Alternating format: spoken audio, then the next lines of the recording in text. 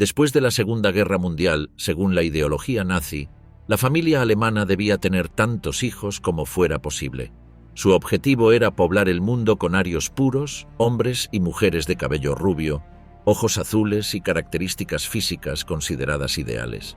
La mayoría de las familias siguieron esta doctrina, incluyendo a los líderes del partido nazi y de la SS. ¿Qué sucedió con sus esposas e hijos después de que Alemania perdiera la guerra? ¿Cómo afectó la reputación de sus familias a su vida adulta? Algunos hijos e hijas de oficiales nazis se avergonzaron de sus padres, decidieron cambiar sus nombres e identidades o se convirtieron en defensores de la causa antinazi. Otros, por el contrario, se sintieron orgullosos de su herencia y llegaron a ser líderes de grupos y partidos neonazis. A su vez, hubo quienes sufrieron directamente las consecuencias de los crímenes de sus padres. Todos ellos, sin excepción, tuvieron que cargar durante toda su vida con el estigma de ser hijos de algunos de los peores criminales de la historia. Hoy exploraremos el destino de las familias de los líderes nazis y qué hicieron después de la Segunda Guerra Mundial, incluyendo el trágico final de los allegados de Hitler. Los Himmler, la familia paradigmática del nacionalsocialismo. Heinrich Himmler fue en su momento uno de los hombres más poderosos de Alemania. Era temido por muchos, no solo por las personas enviadas a los campos de concentración bajo su supervisión, sino también por los propios miembros de la SS, quienes lo conocían como un fanático de la disciplina. A pesar de esto, era un padre devoto y un hombre de familia. Con su primera esposa, Margarete, tuvo solo una hija, una hermosa niña rubia llamada Gudrun. Más tarde, con su secretaria y amante Hedwig, tuvo dos hijas más, Helge y Nanette. Sin embargo, para Heinrich, Gudrun era especial. Era famosa entre los conocidos de su padre, pues todos creían que representaba el ideal de la raza alemana pura, con su cabello rubio trenzado y sus delicados rasgos faciales. Existen varias fotografías de Gudrun con su tío Adolf, con su padre y con otras figuras nazis, en las que se la muestra con toda la pureza de la infancia, blanca como la nieve, con su largo cabello rubio recogido en intrincadas trenzas alemanas, sonriendo angelicalmente.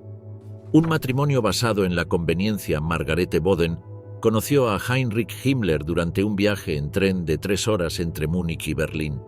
Iniciaron una conversación y al final del trayecto se había forjado un vínculo. Al separarse, comenzaron a intercambiar cartas, un hábito que mantuvieron casi a diario durante toda su relación, sobre todo porque pasaban más tiempo separados que juntos.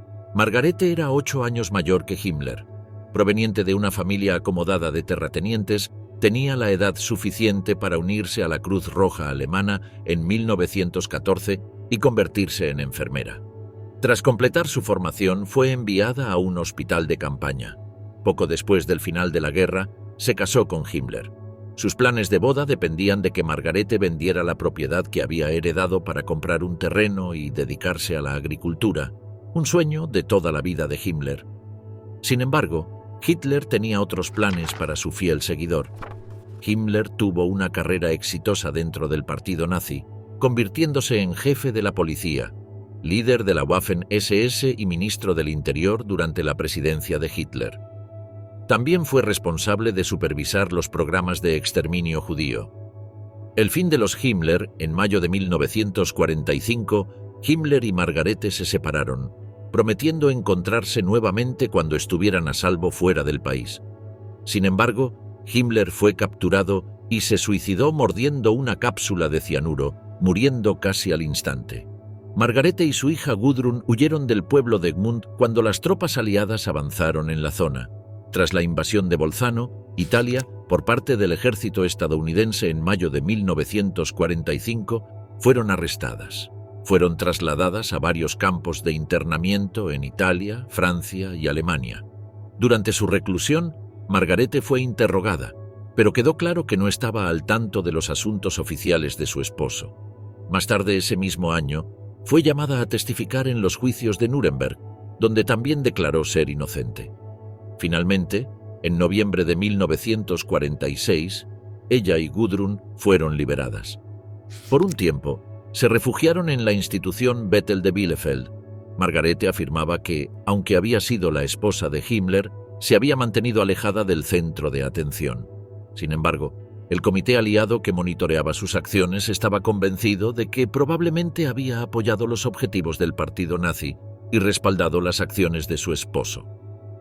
Su abogado insistió en que Margarete no podía ser responsabilizada por los crímenes de su esposo, pero entre 1948 y 1953 tuvo que enfrentarse a 3 juicios distintos. Finalmente, un juez determinó que no podía ser considerada culpable, aunque no había sido completamente ajena a los crímenes de su marido. El 15 de enero de 1953 fue clasificada como beneficiaria del régimen nazi y sentenciada a 30 días de trabajos forzados. También perdió su derecho a recibir una pensión y a votar. Los últimos años de Margarete Himmler. En 1952, Gudrun dejó Bethel, y a partir del otoño de 1955, Margarete se instaló en Hippen con su hermana Lidia. Margarete confesó que solo esperaba una vida tranquila y que estaba feliz de desaparecer en el anonimato. Eso fue exactamente lo que hizo. Cuando murió el 25 de agosto de 1967, a la edad de 74 años, se llevó consigo todos los secretos de su esposo, incluyendo sus numerosas infidelidades. Hedwig Podcast, la amante y madre de los hijos de Himmler. Como Margarete le sugirió una vez a un interrogador estadounidense, su esposo nunca había sido un hombre fiel. Su relación extramatrimonial más notoria fue con su secretaria de 26 años, Hedwig Podcast. Hedwig nació el 6 de febrero de 1912, en una familia de clase media. Estudió en una escuela secundaria de prestigio, donde aprendió inglés. Posteriormente, obtuvo un título en el Instituto de Economía y Traducción de Mannheim. Tras graduarse en 1932, comenzó a trabajar como empleada en una oficina de correos. Buscando un desafío mayor, en otoño de 1935, Hedwig solicitó un puesto en el departamento de prensa de la Gestapo. No satisfecha con este trabajo, en enero de 1936 se convirtió en la secretaria personal de Himmler.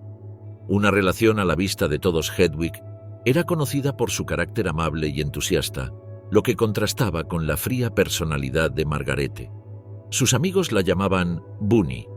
En octubre de 1937 fue invitada junto a otros miembros del personal a la celebración del cumpleaños de Himmler en el lago Tegernsee, donde fue presentada como parte de la familia de la SS. Su relación con Himmler se consolidó en Navidad de 1938, cuando ambos confesaron sus sentimientos. Himmler discutió la relación directamente con Hitler, quien se oponía tanto al matrimonio como al divorcio. El Führer le aconsejó mantener la relación en secreto, pero Himmler hizo lo contrario. En 1941, confesó a su esposa que tenía una amante y que quería tener hijos con ella. Los hijos de Himmler, con su amante Hedwig, renunció a su trabajo en 1941 y el partido nazi le asignó una casa en el bosque de Mecklemburgo, al norte de Berlín. Con Himmler tuvo 2 hijos, un niño y una niña. En 1944, Himmler le compró una casa cerca de Berchtesgaden, donde estaba ubicado el famoso nido del águila de Hitler. Una vez, Gerda Bormann visitó la casa con sus hijos. Después del té, Hedwig los llevó al ático para mostrarles algo especial, muebles hechos con partes de cuerpos humanos. Luego, les explicó en detalle el proceso de fabricación, un legado de horror.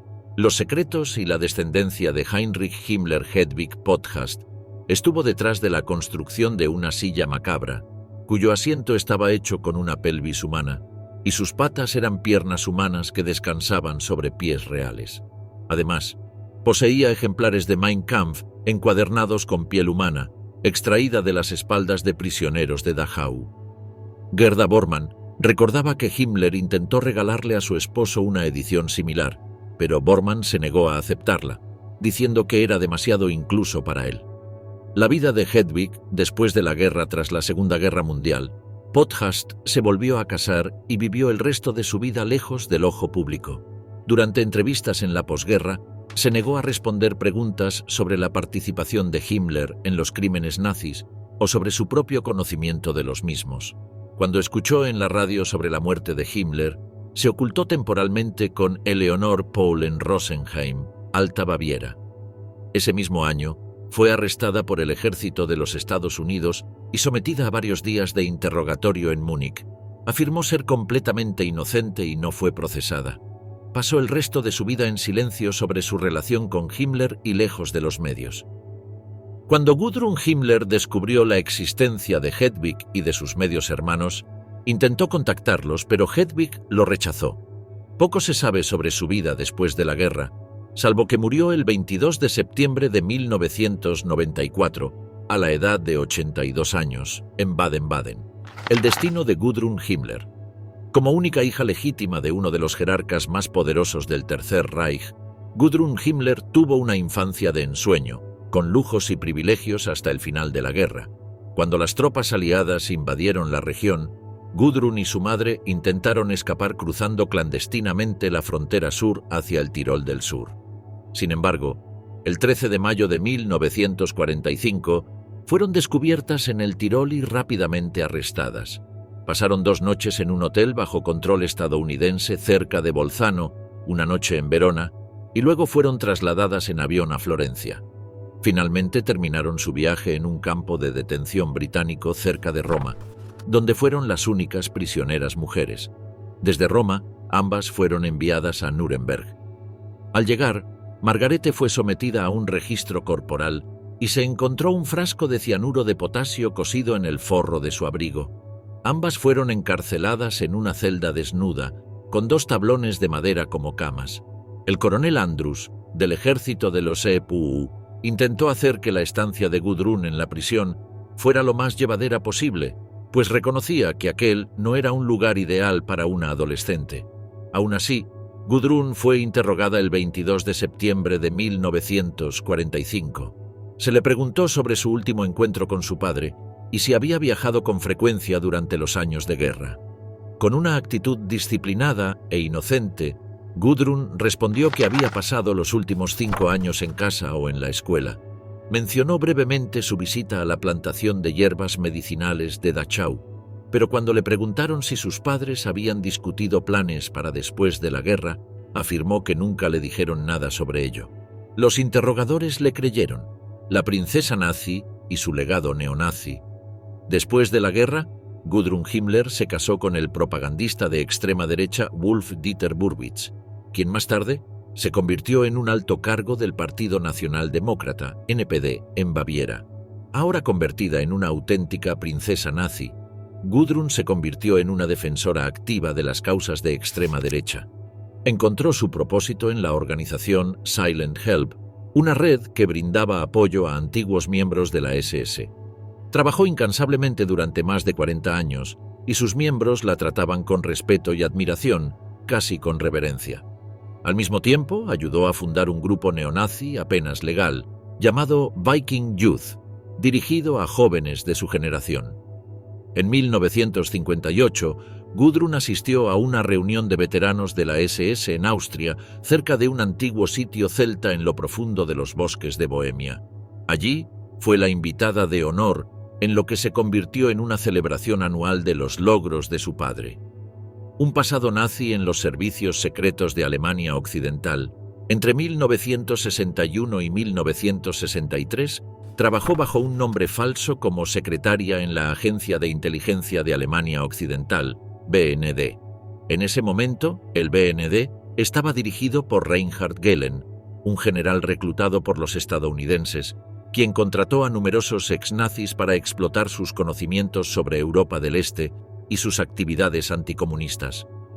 Gudrun murió en el año 2018, aferrándose a la creencia de que Heinrich Himmler no había hecho nada malo y que en realidad era un héroe nacional. La generación de la juventud hitleriana, ser un niño en el Tercer Reich. Gudrun Himmler no fue la única niña en Alemania que desde muy joven fue convencida de que la ideología nazi era perfecta.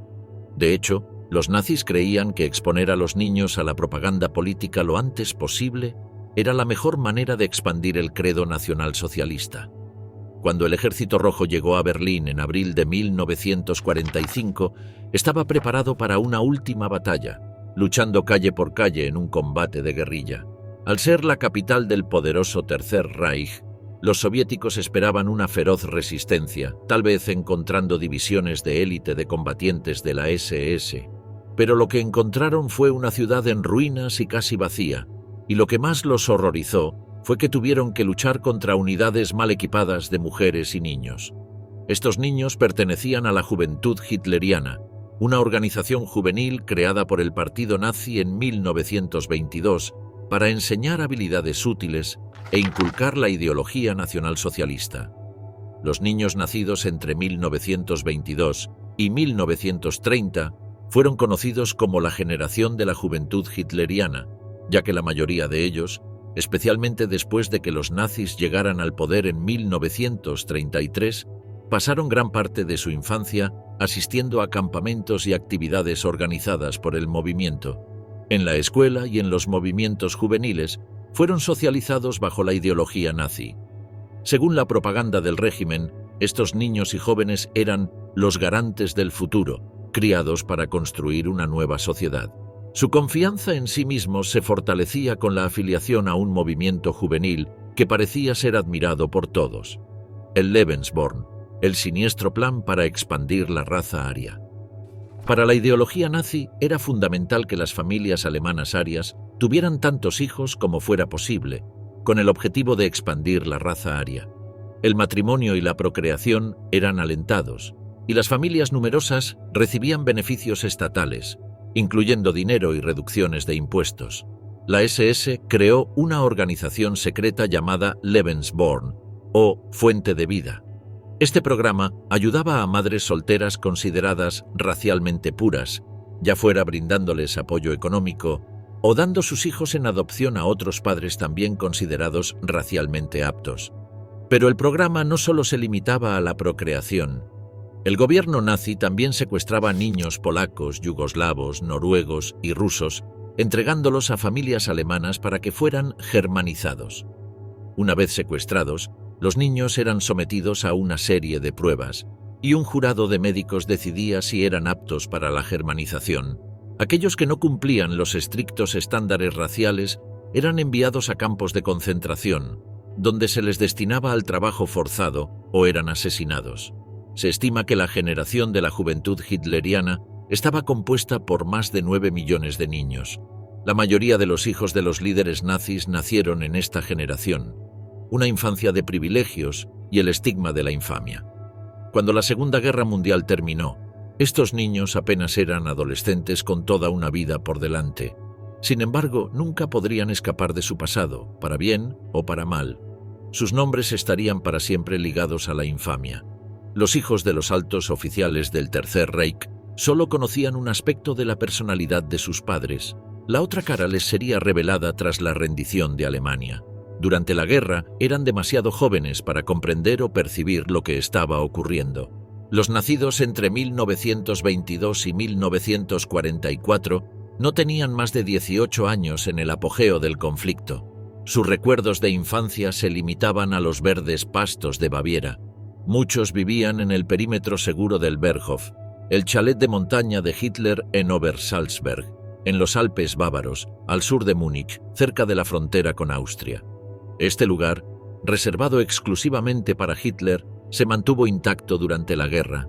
Los niños de la élite nazi tuvieron infancias normales o incluso privilegiadas, disfrutando de beneficios que otros niños de la época jamás habrían soñado. Los altos jerarcas nazis no compartían los detalles de su trabajo con sus hijos y muchas veces ni siquiera con sus esposas. Rudolf Höss, comandante de Auschwitz, tenía una hermosa casa justo fuera de los muros del campo de exterminio, donde jugaba con sus hijos y cuidaba su jardín. Como la mayoría de los líderes nazis, Höss fue descrito como un buen padre que se involucraba en la crianza de sus hijos, pasaba tiempo con ellos y les daba las buenas noches. Lo que los niños Höss no sabían era que su padre probablemente había firmado sentencias de muerte para otros niños ese mismo día, o que había supervisado personalmente el gaseo de cientos de judíos antes de sentarse a cenar con su familia. Los hijos que rechazaron la herencia nazi, tal vez no sea sorprendente que la mayoría de los hijos de líderes nazis justificaran las acciones de sus padres. Después de todo, fueron niños protegidos, que disfrutaron de privilegios y fueron bien tratados por la sociedad nazi. Tuvieron los mejores juguetes, las mejores comodidades, y sus infancias fueron felices y amorosas. Algunos negaron las acusaciones contra sus padres, incluso cuando había pruebas abrumadoras y sus crímenes fueron probados más allá de toda duda razonable. Simplemente no podían creer que sus padres, aquellos que les leían cuentos antes de dormir y los llevaban a paseos a caballo y campamentos, fueran responsables de la muerte de millones de personas. Pero no todos aceptaron el pasado de sus padres. Uno de los casos más notorios es el de Niklas Frank, hijo de Hans Frank, gobernador general de la Polonia ocupada. Niklas nació en Múnich el 9 de marzo de 1939. Su padre fue ejecutado en 1946, tras los juicios de Nuremberg. Durante 40 años, Niklas investigó cada detalle de la vida de su padre, y su vergüenza inicial se transformó en odio obsesivo. En 1987 publicó El Padre, un ajuste de cuentas donde denunció a su padre como un psicópata y afirmó que merecía su ejecución. Su libro fue duramente criticado, especialmente por otros hijos de nazis como Klaus von Schirach y Martin Adolf Bormann, quienes no aceptaban rechazar el legado de sus padres. Sus propios hermanos y hermanas nunca lo perdonaron por escribir el libro y cortaron toda relación con él. Sin embargo, Niklas nunca dejó de condenar a su padre y al régimen nazi. Las vidas trágicas y las muertes de las mujeres de Hitler. En 1930, Adolf Hitler convocó en secreto a su cercano asociado Martin Bormann. Tenía un asunto importante que tratar con él. Una vez a solas, Hitler le asignó una tarea que requería absoluta discreción: investigar el linaje de una joven de 17 años que Hitler había conocido en el estudio fotográfico de Heinrich Hoffmann, donde ella trabajaba como asistente. Hitler se había fijado en ella y quería asegurarse de que provenía de una familia aria pura. Tras una exhaustiva investigación, Bormann confirmó que Eva Braun no tenía ascendencia judía. Hitler sintió alivio, una relación tóxica y posesiva. El único problema era que Hitler ya mantenía una relación romántica, aunque tóxica, con su media sobrina, Geli Raubal. Geli tenía 22 años, mientras que Hitler era 20 años mayor que ella. Extremadamente posesivo, la controlaba hasta el extremo, al punto de que Geli se sentía vigilada constantemente. En 1927, al enterarse de que Geli había tenido un romance con su chofer, Hitler determinó que nunca más estaría a solas con otro hombre que no fuera él. Esto fue devastador para Geli, quien no veía salida a su situación. La noche del 18 de septiembre de 1931, mientras Hitler estaba en Nuremberg, Geli tomó el arma que él le había dado para protección, colocó el cañón contra su pecho y disparó. Cayó al suelo y murió desangrada lentamente. Hitler quedó devastado, pero con Geli fuera del camino, quedó libre para perseguir una relación con Eva Braun. Eva Braun, la mujer ideal para Hitler. Hitler sentía un profundo rechazo hacia el matrimonio, por lo que hasta el final de sus vidas le negó a Eva la posibilidad de casarse. Eva encarnaba el ideal de mujer alemana natural de Hitler. Rubia, atlética y deportista, practicaba gimnasia y natación y se mantenía en forma. No tenía ningún interés en la política ni en el estado de la nación. Era ingenua y fácil de manipular. Desde su punto de vista, Hitler era atento, encantador y generoso, y su creciente fama la halagaba y emocionaba. Sin embargo, Eva todavía no comprendía cuán cruel e indiferente podía ser Hitler hacia quienes se le acercaban demasiado. Un intento de suicidio para llamar su atención. En 1932, Eva comprendió el desinterés de Hitler. Habiéndole entregado su vida, pasaba horas esperando su atención. Pero Hitler casi no estaba en Múnich ese año. Incluso cuando estaba en la ciudad, apenas le dedicaba tiempo. Eva interpretó sus ausencias y silencios como una señal de rechazo. Su ansiedad se convirtió en desesperación. Siguiendo el mismo camino que Geli, Eva tomó su propia pistola, escribió una carta de despedida y se disparó en el cuello. Por suerte, la bala no alcanzó la arteria principal. Sangrando profusamente, Eva llamó a un médico, quien logró salvarle la vida. Si su intento de suicidio fue un llamado de atención o un deseo real de morir, nunca se supo. Pero funcionó. Hitler quedó impactado y prometió cuidarla mejor. Los últimos días de Eva Braun Durante los últimos días de la guerra, cuando el Ejército Rojo avanzaba hacia Berlín, Hitler, Eva y otros líderes nazis se refugiaron en búnkeres subterráneos. Sintiendo que el final estaba cerca, Hitler cedió a una de las mayores peticiones de Eva. Se casó con ella. El matrimonio civil fue oficiado en secreto por Martin Bormann en un pequeño y austero búnker de concreto, pero al día siguiente ambos estarían muertos. Eva pasó su último día como esposa de Hitler, despidiéndose de quienes aún permanecían en el búnker. Las noticias de la ejecución pública de Mussolini llegaron hasta ellos. No había ninguna escapatoria posible. Fue entonces cuando Hitler y Eva discutieron su destino final. Decidieron acabar con sus vidas juntos, y Eva aceptó sin dudarlo. «No tiene sentido vivir si tú no estás a mi lado», le dijo. Se acepta comúnmente que Hitler se disparó en la cabeza tras ver a Eva ingerir una cápsula de cianuro.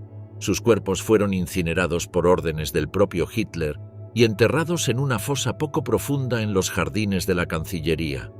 Al día siguiente, cuando las tropas soviéticas tomaron el búnker, encontraron los restos calcinados y se los llevaron a la Unión Soviética en secreto.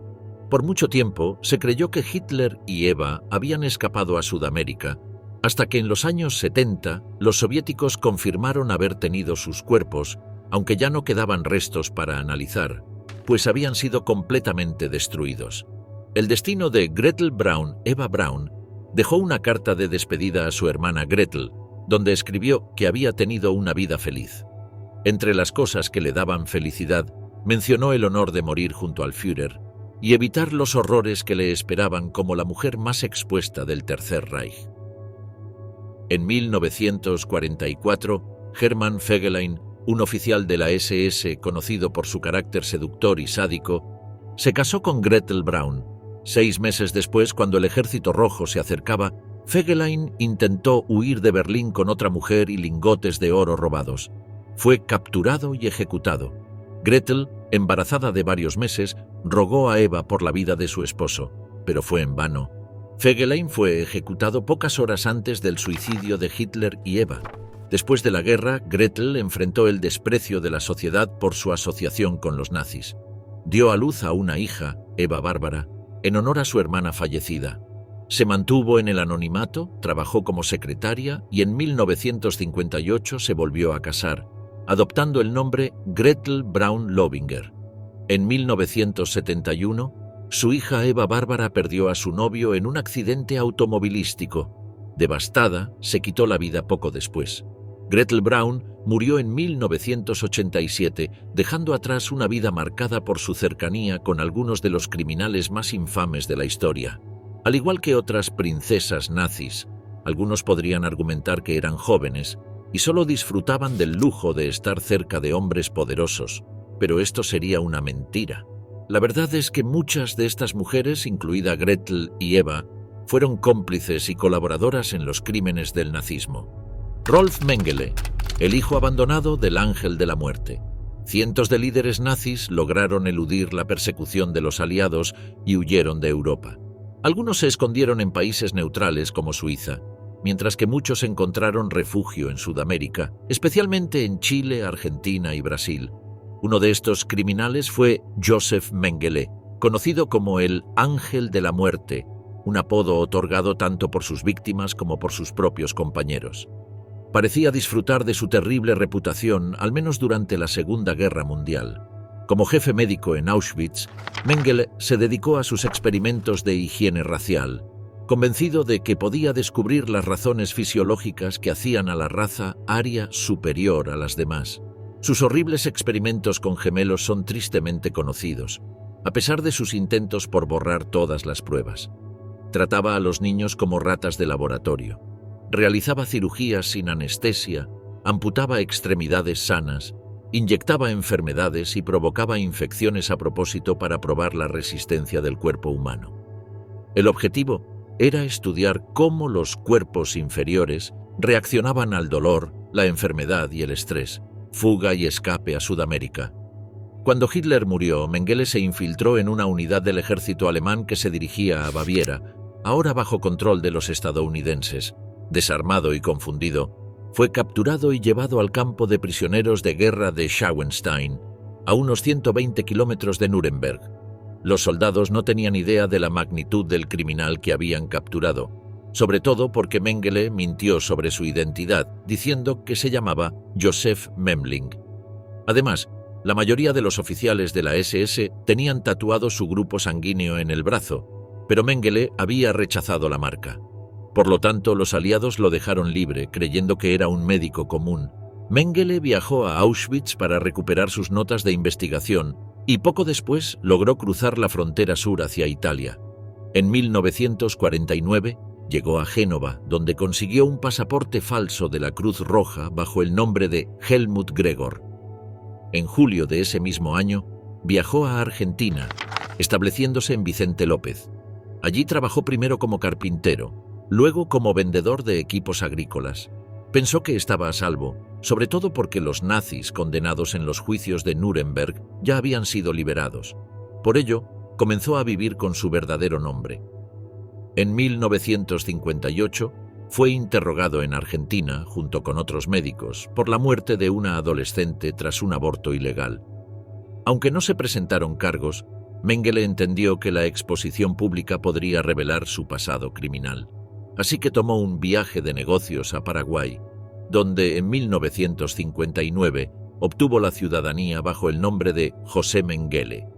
Antes de mudarse a Brasil, viajó a Europa con un pasaporte argentino, con un objetivo muy especial: conocer a su hijo, Rolf, en Suiza, un padre ausente y un encuentro secreto. Durante este viaje, Mengele y Rolf fueron juntos a un viaje de esquí, pero Rolf no tenía idea de que aquel hombre era su verdadero padre. Lo conoció como tío Fritz, y aunque disfrutó el tiempo juntos, nunca sospechó que estaba conviviendo con un criminal de guerra. Rolf no volvió a ver a su padre hasta 21 años después, en 1977. El abogado de Mengele, Hans Sedlmeyer, contactó a Rolf en Alemania y organizó un encuentro con Karl-Heinz, un primo que había vivido varios años con Mengele en Argentina.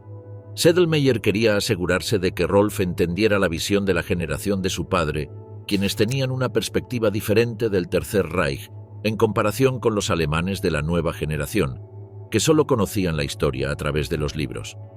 Pero sobre todo, necesitaba enviarle dinero a su cliente a través de Rolf. Los Sedlmeyer siempre fueron fieles aliados de Josef Mengele.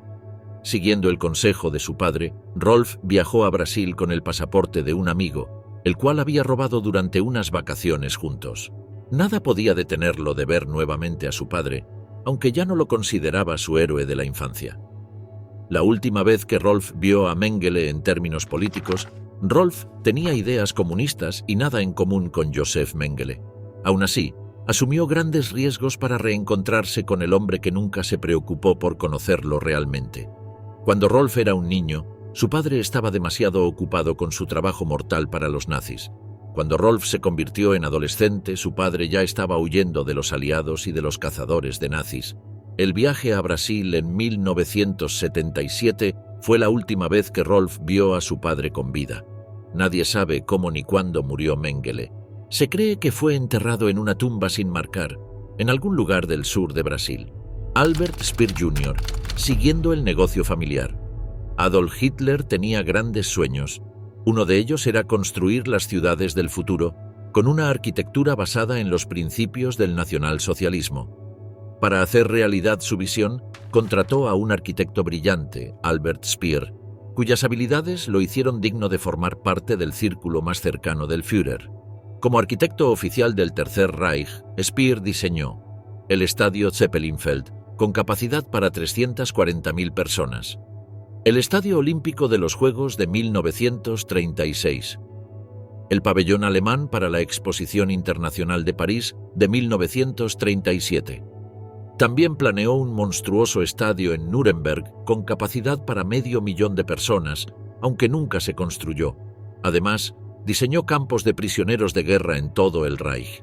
Sin embargo, no se conformó con la arquitectura.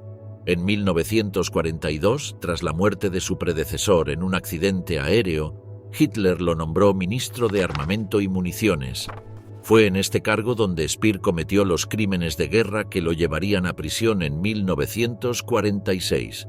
Participó directamente en la construcción y ampliación de los campos de concentración, incluyendo Auschwitz, cuya capacidad aumentó a 132.000 prisioneros. Para ello, ordenó el uso de mano de obra esclava. Speer tras la guerra, el buen nazi. Tras salir de prisión, Speer intentó limpiar su imagen alegando que había sido encarcelado injustamente.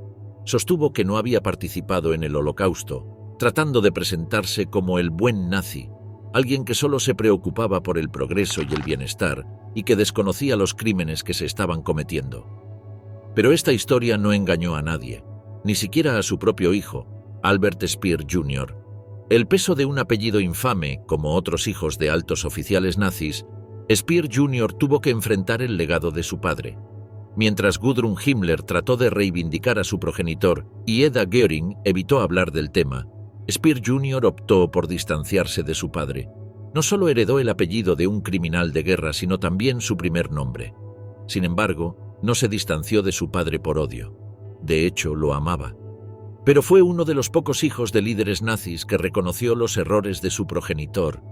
En varias entrevistas, Speer Jr. mencionó la frialdad de su padre, describiéndolo como un hombre indiferente y algo negligente con su familia. Aún así, recordaba que Hitler era un tío agradable, según lo que podía recordar de su infancia. Nunca llegó a odiar a su padre y siempre lo consideró un gran arquitecto, mucho más avanzado de lo que la gente cree hoy en día. Admiraba sus habilidades profesionales, pero rechazaba completamente su ideología. Este enfoque le permitió forjar su propia identidad, sin quedar a la sombra de su padre. De hecho, Albert Speer Jr. logró construir una reputación positiva como arquitecto y urbanista. Su elección de carrera no fue para complacer a su padre, sino para continuar con una tradición familiar, ya que su abuelo también había sido arquitecto. Un legado propio en la arquitectura, Albert Speer Jr. murió en el año 2017, pero su trabajo sigue vigente. Uno de sus proyectos más ambiciosos cobró vida en la Copa del Mundo de Fútbol de 2022, en Qatar. No solo diseñó estadios, sino ciudades enteras en lo que en su momento parecía un sueño imposible. De hecho, llevaba décadas trabajando en este tipo de proyectos. En 1992, publicó su libro La ciudad inteligente, donde presentó su visión de una metrópoli del futuro centrada en las personas. Para Speer, una ciudad debe sentirse natural y espontánea. La planificación debe ser invisible, solo un marco de referencia para que arquitectos, diseñadores y constructores den forma al entorno. Se preocupaba más por la funcionalidad de las ciudades que por la estética de los edificios. Curiosamente, su enfoque tenía similitudes con el de su padre, aunque con una gran diferencia. Para construir la ciudad ideal, Albert Speer Jr. no necesitaba mano de obra esclava de prisioneros judíos. Eda Göring, del estrellato a experimentar los horrores de la cárcel. Emmy Göring, esposa de Hermann Göring, fue apodada la primera dama del Tercer Reich. Gracias a los contactos de Göring y a la maquinaria propagandística de Goebbels, Emmy se convirtió en una de las actrices más respetadas y conocidas del Reich. En la década de 1940, Göring y Emmy eran la pareja más prominente del Reich, pero esto también selló su destino. El alto perfil de Emmy le valió una condena de 1 año de prisión tras la guerra, además de la confiscación del 30% de sus bienes por parte del gobierno aliado. También se le prohibió actuar en el escenario durante 5 años. Algunos años después de su liberación, Emmy Göring se estableció en un pequeño apartamento en la ciudad de Múnich y permaneció allí por el resto de su vida. Eda Göring, la hija privilegiada del Reich, su hija Eda destacó tanto por su belleza como por su identidad. Nació el 2 de junio de 1938 y, al igual que Gudrun Himmler, encarnaba el ideal de belleza nazi. Se rumorea que Hermann Göring quería nombrar a su hija en honor a la hija favorita de Mussolini, Eda Ciano. Sin embargo, Eda Göring siempre insistió en que su nombre provenía de la mitología alemana, que ambos padres amaban. Fue bautizada el 4 de noviembre de 1938 en Karinhall, la finca de caza de Göring al noreste de Berlín. La ceremonia religiosa se llevó a cabo con gran pompa y circunstancia, lo que irritó a ciertos miembros del partido nazi, entre los cuales había muchos radicales anticlericales en ese momento. Pero como el Führer era el padrino, nadie se atrevió a quejarse. Un retrato de Eda en brazos de su cariñoso padre se vendió por millones en toda Alemania y recibió muchos obsequios, incluido un valioso cuadro de Lucas Cranach el Viejo, cuyo trabajo Göring admiraba. La vida familiar de los Göring se organizó completamente en torno a la nueva niña, a quien apodaban cariñosamente Edalene. Era el sol de la vida de sus padres y se convirtió inmediatamente en una sensación en la prensa alemana. Eda creció en Karinhol, rodeada de terrenos inmensos y, más allá, miles de hectáreas de bosque donde bisontes, búfalos, ciervos, alces y caballos salvajes vagaban libremente. Las habitaciones estaban repletas de todas las obras de arte que Göring había saqueado en su insaciable caza del tesoro. Le gustaba considerarse el mayor mecenas de las artes del Reich. El sótano de la mansión estaba equipado con un cine, un gimnasio, una piscina, una sala de billar y un baño de vapor ruso. En otras partes de la propiedad había salas de examen médico, un búnker y un gran salón de recepciones de más de 3.000 metros cuadrados. Este salón, llamado el Salón de Caza, estaba decorado con trofeos de caza y tenía una nave de iglesia calentada por una inmensa chimenea. Para el entretenimiento, además de la caza y otras distracciones, había 600 metros de vías de tren eléctrico, cuyo valor equivaldría hoy a unos $268.000. También había cachorros de león en la propiedad, criados exclusivamente para el disfrute de la familia y los visitantes. Por seguridad, estos leones eran reemplazados cada año por el zoológico de Berlín cuando alcanzaban un año de edad. En total, los Göring criaron 7 cachorros, todos alimentados a mano con biberón. Eda se deleitaba viendo a su padre jugar con su cachorro favorito, Muki, e incluso Mussolini disfrutaba jugando con el pequeño león cuando visitaba la finca. La pequeña princesa era la niña adorada de un padre orgulloso que pasaba todo su tiempo libre con ella, jugando, bailando o abrazándola. Le encantaba exhibirla en elaborados escenarios. Eda vivió sus primeros años rodeada de lujos, con padres cariñosos y atentos que no consideraban nada demasiado perfecto para su princesa. Tenía un tutor privado y vivía aislada del resto del mundo, ajena a las privaciones de la guerra.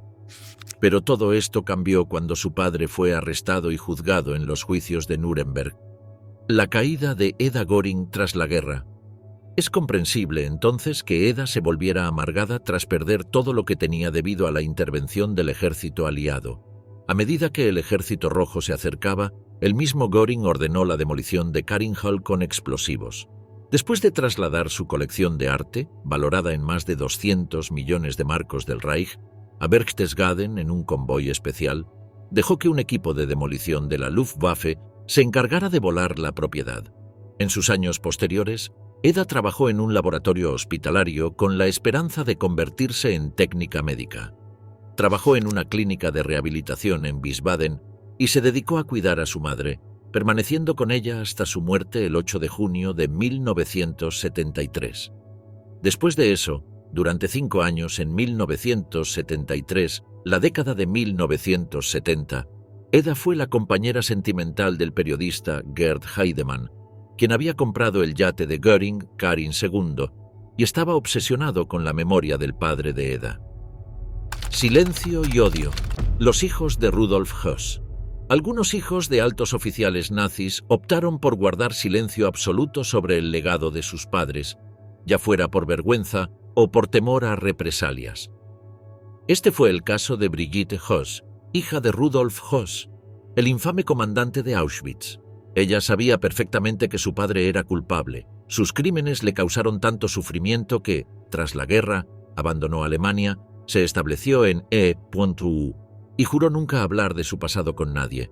Se dice que dormía con una fotografía de su padre sobre su cama, incapaz de olvidar que, a pesar de todo, fue un padre amoroso con su familia. La mayoría de los jerarcas nazis eran cariñosos con sus hijos, pues su ideología exaltaba el concepto de familia. Pero eso no los convertía en buenas personas. Solo significaba que eran psicópatas capaces de mostrar amor hacia los suyos, pero sin ninguna empatía por los prisioneros de los campos de concentración. Una infancia cerca del horror. Desde que Brigitte tenía 1 año, vivió en las cercanías de varios campos de concentración. Antes de mudarse a Auschwitz, la familia Höss había vivido en Dachau, cerca de Múnich. y antes de eso en Sachsenhausen, a 24 kilómetros de Berlín. Desde pequeña, Brigitte sabía que su padre estaba a cargo de los prisioneros. La familia se sintió feliz y orgullosa cuando Rudolf Höss fue ascendido al puesto de comandante de Auschwitz en Polonia. Con este ascenso, su nivel de vida mejoró radicalmente. Vivían en una casa lujosa dentro del perímetro del campo, rodeados de sirvientes y sin preocuparse por nada. La caída de los Höss. Cuando Alemania cayó ante los aliados, Höss logró evitar ser capturado durante un tiempo. La familia huyó en automóvil hacia el norte, viajando de noche con las luces apagadas. Se unieron a los Himmler y a la familia de Theodor Eicke. El camino era peligroso. Los aliados bombardeaban las carreteras constantemente, lo que los obligó a refugiarse en los bosques. El 1 de mayo de 1945 recibieron la noticia de la muerte de Hitler. Como muchos miembros del partido nazi, Höss planeaba suicidarse con su esposa e hijos. Había obtenido las dosis necesarias de veneno para evitar ser capturado por los soviéticos.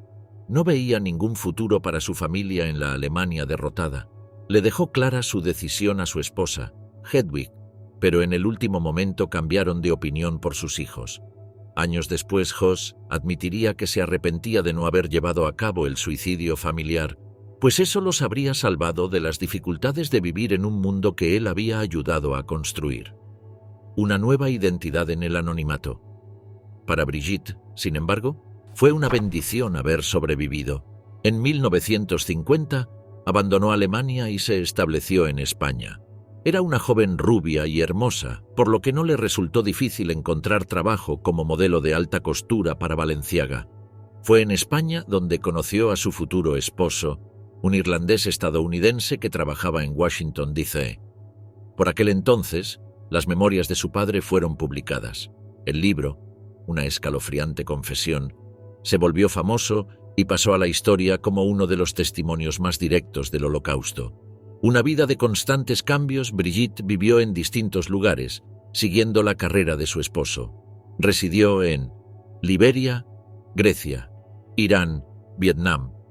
En 1961 se casó y tuvo 2 hijos, un niño y una niña. Poco después de conocerse, Brigitte le contó a su esposo sobre su verdadero origen. Él quedó impactado, pero al final comprendió que Brigitte había sido solo una niña, cuya vida cambió de privilegio a pobreza de un día para otro. Pese a su pasado, Brigitte Höss jamás habló públicamente de su padre o de su infancia. Eligió el silencio, y lo mantuvo hasta el final de sus días. El legado de los criminales de guerra nazis: orgullo, vergüenza y silencio. Las esposas e hijos de los criminales de guerra nazis, la mayoría de ellos muy jóvenes cuando cayó el Tercer Reich, tuvieron que cargar durante toda su vida con el peso de los crímenes de sus padres y esposos. Para algunos fue un motivo de orgullo, para otros una fuente de profunda vergüenza. Algunos hijos de líderes nazis continuaron el legado de sus padres y se dedicaron a la política de extrema derecha, como la angelical Gudrun Himmler, quien se convirtió en activista neonazi. Otros, como Ricardo Eichmann, fueron voces críticas que denunciaron los horrores del trabajo de sus padres. Y hubo quienes optaron por el silencio y el anonimato, alejándose de la vida pública. Este fue el camino que eligieron la mayoría de las mujeres, muchas de las cuales cambiaron sus nombres para desvincularse de su pasado. Uno de los casos más curiosos es el de Eda Göring, cuya infancia fue de ensueño, viviendo en una mansión rodeada de sirvientes, juguetes y hasta cachorros de león. Su padre, Hermann Göring, se suicidó con una cápsula de cianuro para evitar ser ahorcado. En Nuremberg, años después, Eda pasó el resto de su vida cuidando a su madre enferma y saliendo con un periodista fascista. Sin embargo, sin importar lo que estas familias hicieran, el mundo jamás podrá olvidar los crímenes cometidos por sus seres queridos.